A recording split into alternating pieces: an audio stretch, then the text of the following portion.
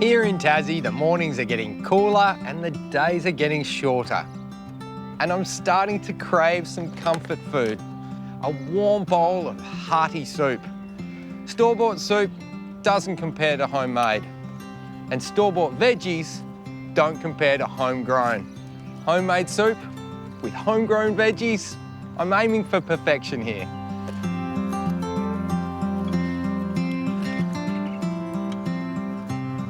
I've got a selection of veggies that are perfect to plant in autumn. Some will be ready to harvest through the winter, and others I'll be eating next spring and summer. I'm playing the long soup game.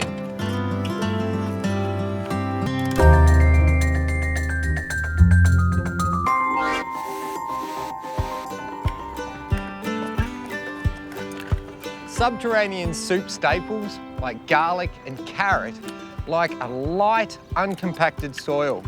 So I'm just fluffing it up like I'm making a pav, digging it over and breaking up any large clumps. Now is the last chance to get your early varieties of garlic in. I've got purple turban here, which will go in the ground now and should be harvested around December. Always check your individual cloves for pests and diseases. What I've done here is actually soak them in a weak seaweed solution. This will just minimise any transplant shock. And always go for your biggest cloves possible. That way, you'll get the best results. And remember, always plant them with the pointy end up and the base plate down at a depth of about 2 centimetres and a spacing of roughly 15 centimetres apart.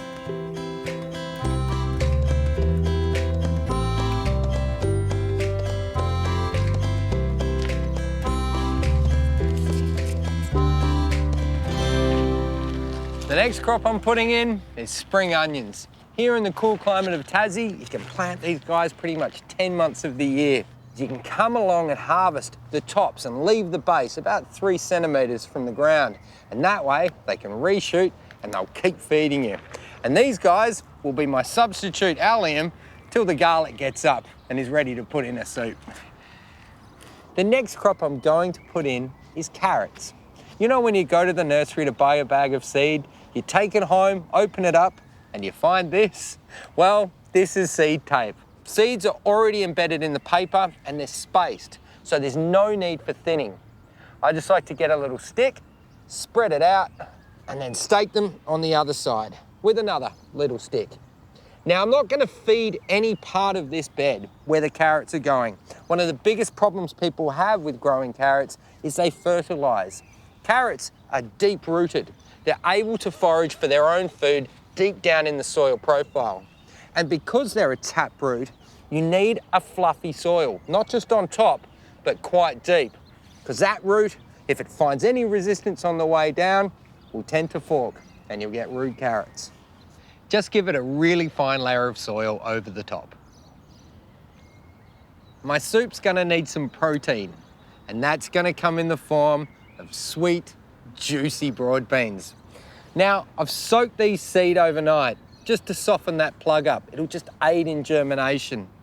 Space them about 20 to 30 centimetres apart and plant them about double the depth of the seed.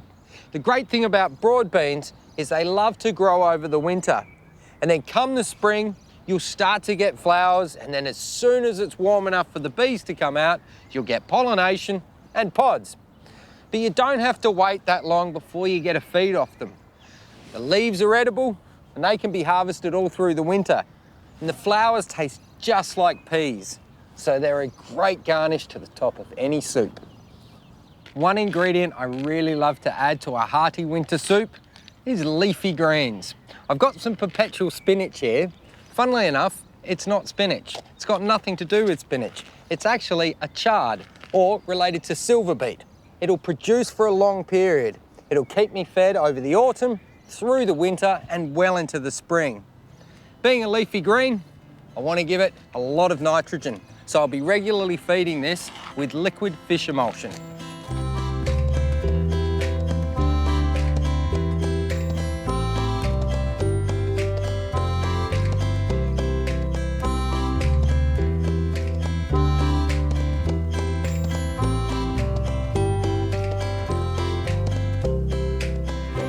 Well, that's the soup done. Now for the garnish. And no soup is complete without a pinch of herbs. So I'm going to plonk some curly parsley in the end of this bed.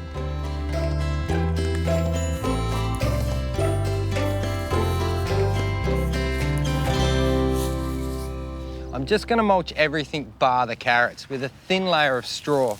This will help to suppress some weeds and also regulate the temperature of the soil.